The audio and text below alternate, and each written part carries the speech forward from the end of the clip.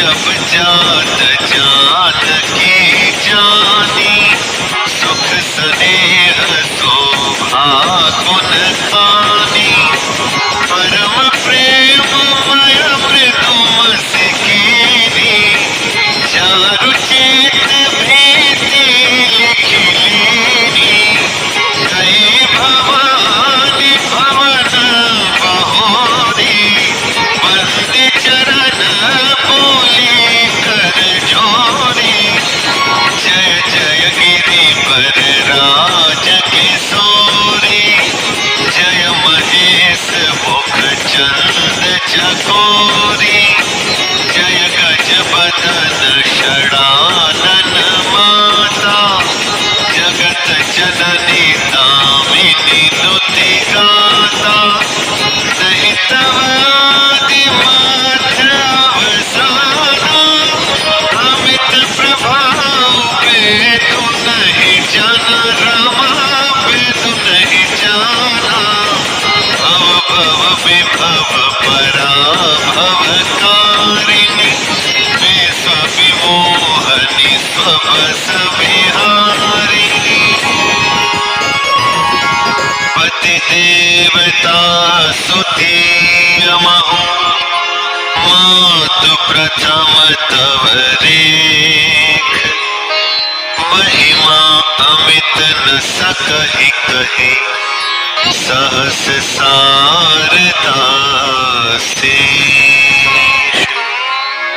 मृग पक्षी और वृक्षों को देखने के बहाने सीता जी बार बार घूम जाती हैं और श्री राम जी की छवि देख देख कर उनका प्रेम कम नहीं बढ़ रहा है। शिव जी के धनुष को कठोर जानकर वे मन में विलाप करती हुई हृदय में श्री राम जी की सांवली मूर्ति को रखकर चली। शिव जी के धनुष की कठोरता का स्मरण आने से उन्हें चिंता होती थी कि ये सुकुमार रघुनाथ जी उसे कैसे तोड़ेंगे। पिता के प्रण की स्मृति से उनके हृदय में क्षोभ था ही, इसलिए मन में विलाप करने लगी। प्रेमवश ऐश्वर्य की विस्मृति हो जाने से ही ऐसा हुआ। फिर भगवान के बल का स्मरण आते ही वे हर्षित हो गई और सांवली छवि को हृदय में धारण करके चली। प्रभु श्री राम जी ने जब सुख, स्नेह, शोभा और गुणों की खान श्री जानकी जी को जाती हुई जाना, तब परम प्रेम की कोमल स्याही बनाकर उनके स्वरूप को अपने सुंदर चित्त रूपी भित्ति पर चित्रित कर दिया। सीता जी पुनः भवानी जी के मंदिर में गईं और उनके चरणों की वंदना करके हाथ जोड़कर बोली, हे श्रेष्ठ पर्वतों के राजा हिमाचल की पुत्री पार्वती, आपकी जय हो, जय हो। हे महादेव जी के मुख रूपी चंद्रमा की चकोरी, आपकी जय हो। हे हाथी के मुख वाले गणेश जी और 6 मुख वाले स्वामी कार्तिक जी की माता, हे जगत जननी, हे बिजली किसी कांति युक्त शरीर वाली, आपकी जय हो। आपका न आदि है, न मध्य है और न अंत है। आपके असीम प्रभाव को वेद भी नहीं जानते। आप संसार को उत्पन्न, पालन और नाश करने वाली है, विश्व को मोहित करने वाली और स्वतंत्र रूप से विहार करने वाली है।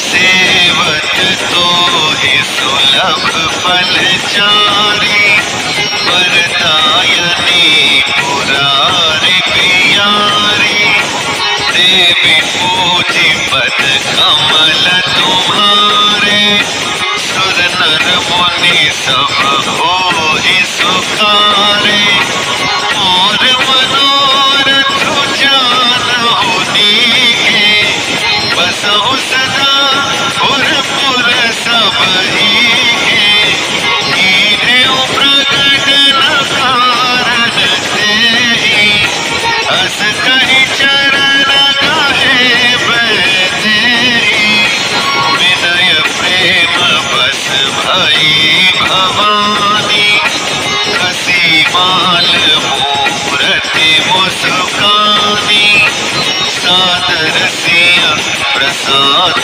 सिर धरेउ, बोली गौरी हर्षु हिय भरेउ, सुनु सिय सत्य आशीष हमारी, पूजी मन कामना तुम्हारी, रमा कामना तुम्हारी।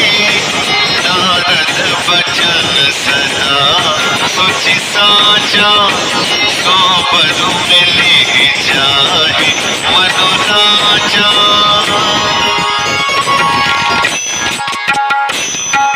मनु चाहे राजो मिली, सो बरु सहज सुंदर सावरो।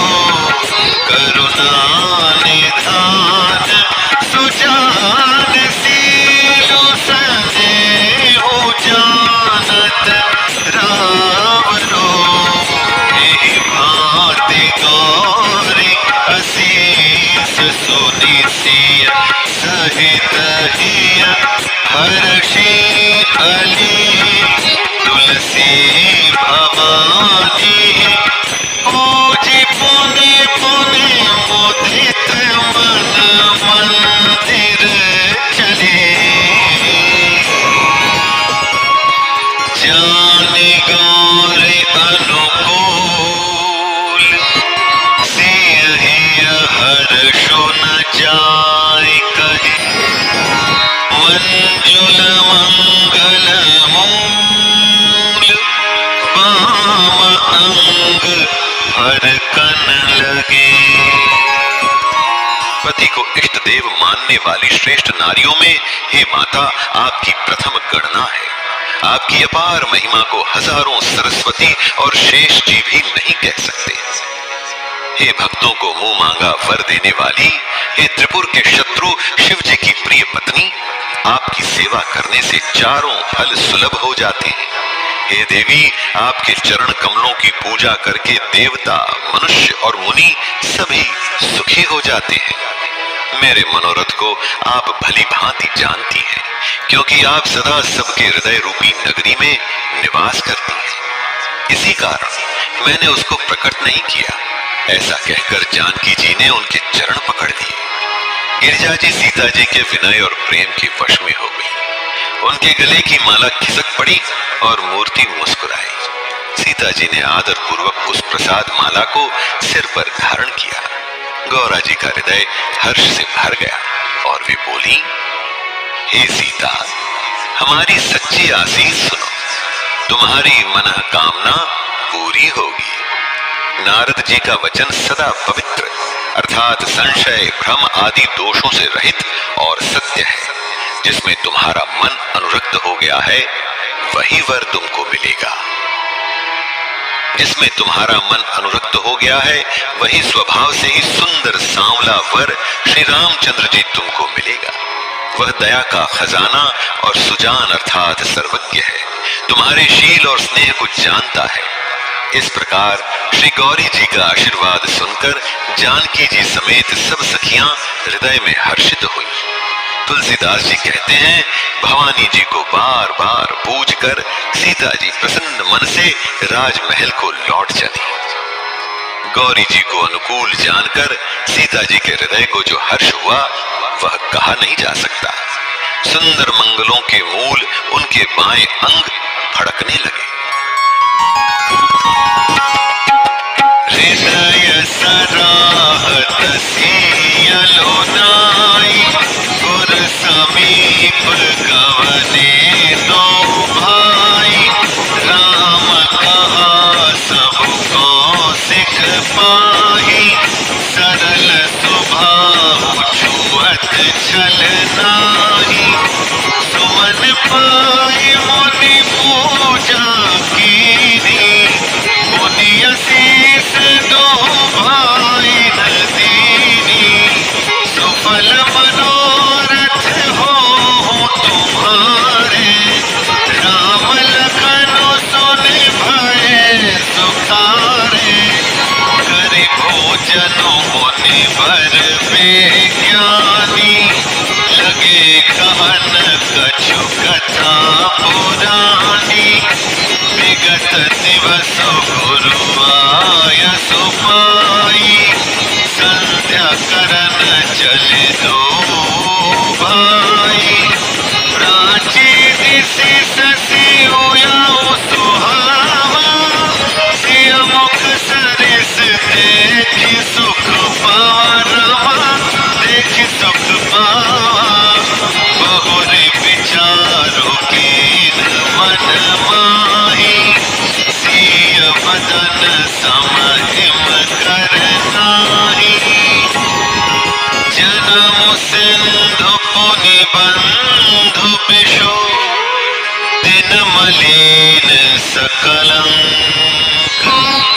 सिय मुख समता पाव किमी, चंदु बापुरो रंक।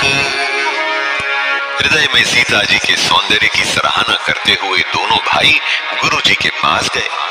श्री रामचंद्र जी ने विश्वामित्र से सब कुछ कह दिया, क्योंकि उनका सरल स्वभाव है, छल तो उन्हें छूता भी नहीं। फूल पाकर मुनि ने पूजा की, फिर दोनों भाइयों को आशीर्वाद दिया कि तुम्हारे मनोरथ सफल हो। यह सुनकर श्री राम लक्ष्मण सुखी हुए। श्रेष्ठ विज्ञानी मुनि विश्वामित्र जी भोजन करके कुछ प्राचीन कथाएं कहने लगे। इतने में दिन बीत गया और गुरु की आज्ञा पाकर दोनों भाई संध्या करने चले। उधर पूर्व दिशा में सुंदर चंद्रमा उदय हुआ। श्री रामचंद्र जी ने उसे सीता के मुख के समान देखकर सुख पाया। फिर मन में विचार किया कि यह चंद्रमा सीता जी के मुख के समान नहीं है। खारे समुद्र में तो इसका जन्म, फिर उसी समुद्र से उत्पन्न होने के कारण विष इसका भाई। दिन में यह मलिन, शोभाहीन, निस्तेज रहता है और कलंकी अर्थात काले दाग से युक्त है। बेचारा गरीब चंद्रमा सीता जी के मुख की बराबरी कैसे पा सकता है?